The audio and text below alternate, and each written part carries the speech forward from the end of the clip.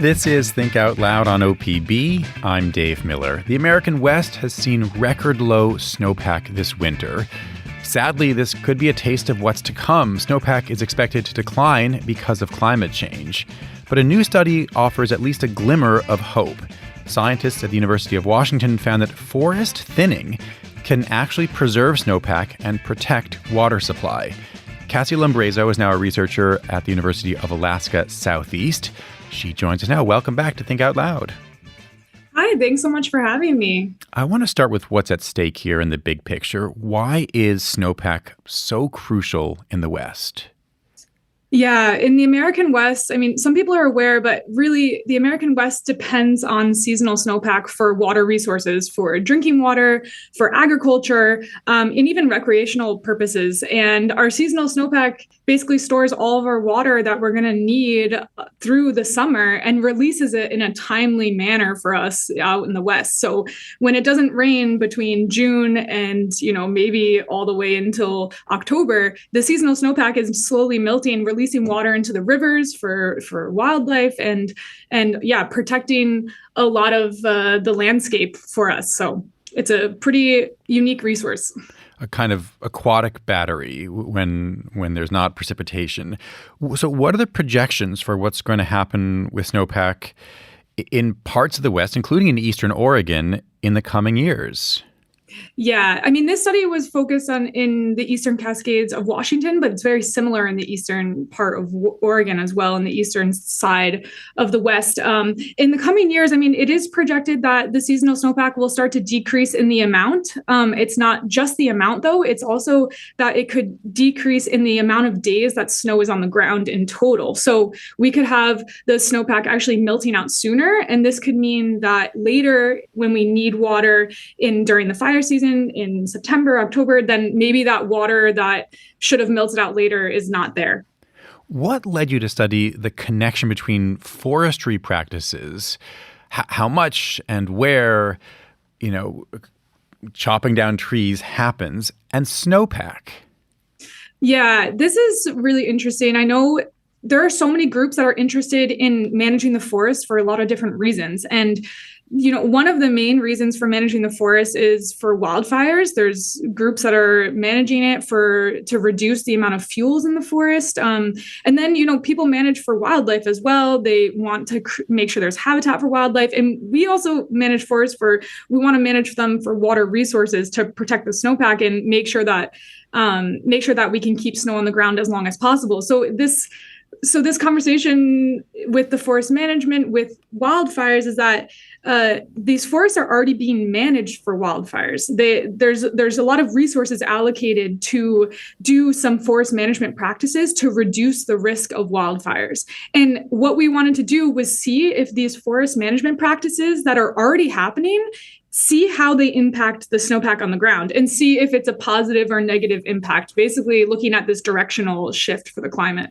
How different were the tree cutting regimens on the different patches of land that you looked at? I guess I'm just wondering how you went about doing this research. Yeah, I can't take credit for all of that. There was a huge effort for many years there's a forest collective in the Yakima River Basin that worked on this, and the Nature Conservancy. And actually, they prepared these experimental forest treatments in this region of the Eastern Cascades as a way to represent kind of the full distribution of forest treatments that could happen in the Eastern Cascades. And they kind of curated this experimental forest for us. And they're using it for other purposes as well, but they let us come in and study the snow on the ground. So there really was this wide distribution of all of the possible forest management practices that would happen in Eastern Washington, everything from thinning at different levels to doing different controlled burns. And so this was a huge effort, and a lot of actually individually contracted loggers out there doing the management. So a complicated experimental forest. And then I imagine a lot of different variables. So in the big picture, what can you tell us about what you learned and how big a difference forestry practices make in the eventual snowpack? Yeah, I mean, the best, like kind of the best news of all of this is that we really found that these forest management practices, over the full distribution of them, they had a positive impact on snow storage. And really, like, we were kind of worried that this was going to be a huge negative impact on snow storage, but actually the eastern side of the Cascades in this region, historically, hasn't been as much mitigation as there usually has been in the past, and the forests have really regrown very dense. So the forest is kind of being restored to a more natural condition through these thinning practices. And we found that overall there was a positive impact on snow storage. And then you can get into the weeds and really see, we dove in to see which thinning practices would really, which level of thinning would have the largest or smallest impact on snow storage. And really what we found is that opening gaps in the forest canopy in this area, so not just thinning in like this uniform way over an area, but really opening larger gaps between the forest, is the best way to retain the snowpack for this region. Just to be clear, does forest management have any bearing on how much precipitation there is, or just how much of that precipitation ends up as snow on the ground? Yeah, a lot of the forest management, primarily this type of forest management was focused on wildfire, reducing the risk of wildfire and reducing fuel availability. So they weren't originally thinking about the snowpack on the ground. And that's kind of where we want to start bridging the gap between the hydrologists and the forest managers and the wildfire managers, and kind of have this conversation going of, if we're managing the forest for just wildfires, can we also manage it to maintain the snowpack? But what are the reasons that chopping down some number of trees, it opens up a little bit more canopy in some places, why would that lead to more snowpack? Yeah, that's a great question. Sometimes it's a bit counterintuitive, but the first thing you can think about is that the tree canopy is very like widespread, and when it's snowing, it can actually capture the snow that's falling, and it prevents that snow from reaching the ground. And so that's one process called snow interception. But there's other processes that happen, like the trees can actually provide shade to snow on the ground during, very high sunny days. So another thing is that the trees actually can heat up in the sun and it can melt the snow around them. So you have multiple physical processes happening at once. And the point is that for different regions and different climates, there might be one physical process that's dominating. And that's kind of where the study fits into this local area of the eastern side of the Cascades, is us finding which one of these processes is dominating. And what we found is that there's a lot of snow interception. So we need to open some space. So the snow can hit the ground. But we don't want to open too big of spaces, because we know the eastern side gets some sunny days in the spring.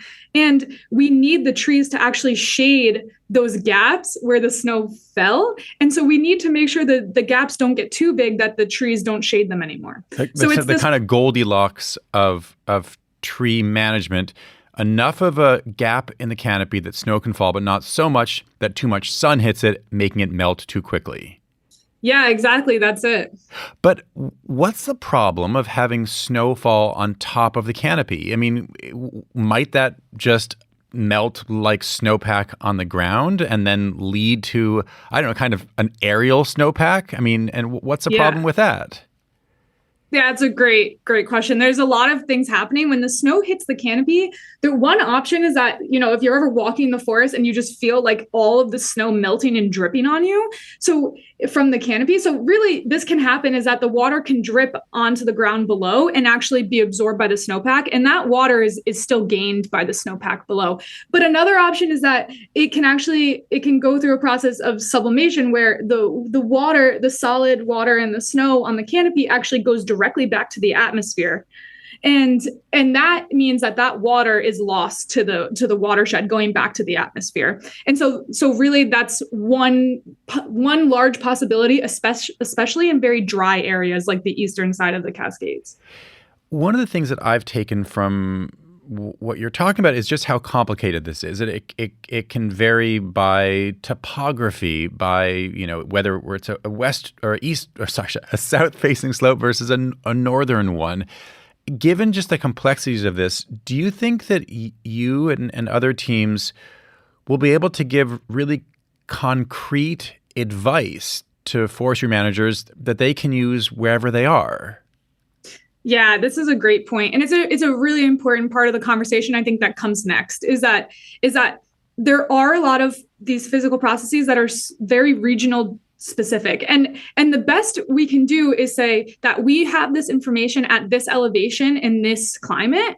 And something we know is that as the climate is warming, we have climate change, we have a lot of our snowpack is going to be moving towards higher elevations. And so this lower elevation snowpack is going to be more representative of higher elevations. And we can extrapolate a bit to other areas and provide some suggestions. But another important piece of the study is just showing that if other places are managing for wildfires, is that they should also take a look at what that's doing to the snowpack in their region. So I think that we can provide some suggestions immediately, like this fall, for forest managers in the eastern side of the Cascades based on this study. And then we can also say in other regions where you're managing, hey, replicate some piece of this and see what's happening in your region.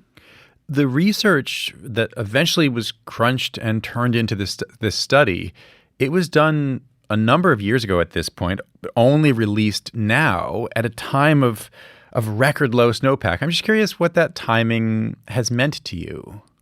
Yeah, it actually means a lot. It's such a good point. This research was done during my PhD a few years ago, and it took a while to really come to this final story and get this work published. And it's more important than ever, it feels. I mean, I think the conversation about water resources in the West is something that's been happening ever since I lived out West, but for, over 10 years. But it's particularly important this year. I mean, people are looking at the snowpack out West and thinking, oh my gosh, this is, people trying to ski or just seeing how low reservoirs are. So it's kind of this nice moment where we can look back on this work and say, it's still important or more important than ever. Cassie, thanks very much. Yeah, thank you so much for having me. Cassie Lumbrazo is a research scientist at the University of Alaska Southeast. She joined us to talk about the connections between forest thinning or forest management and snowpack.